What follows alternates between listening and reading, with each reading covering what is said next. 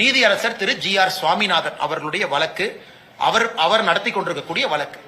இன்னைக்கு பாராளுமன்றத்தில் லோக்சபால இந்த ஜட்ஜஸ் என்கொயரி ஆக்ட் அதன் அடிப்படையில் 100 லோக்சபா எம்பி கையெழுத்து போட்டு கொடுத்தா இம்பீச்மெண்ட் ப்ராசஸ் ஆரம்பிக்கும். At least process will get started.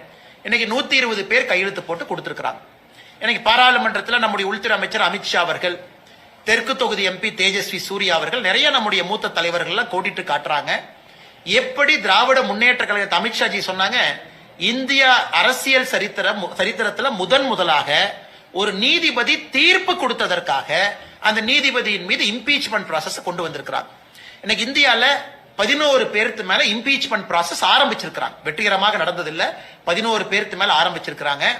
அதுல 10 பேருக்கு மேல நீங்க பாத்தீங்கன்னா யாரும் இதுக்காக கிடையாது. பணம் வாங்கியிருக்கிறாங்க, அல்லது வீட்டுல பணம் இருந்துச்சு, அல்லது கூட இருக்கக்கூடிய இவங்களை தவறான முறையில் நடத்தி இருக்கிறாங்க, இந்திய இறையாண்மைக்கு எதிராக அவங்க நடந்திருக்கிறாங்க. இப்படித்தான் இருந்திருக்கோ தவிர அவங்க ஒரு தீர்ப்பு கொடுத்திருக்கிறாங்க அப்படிங்கறதுக்காக கிடையாது.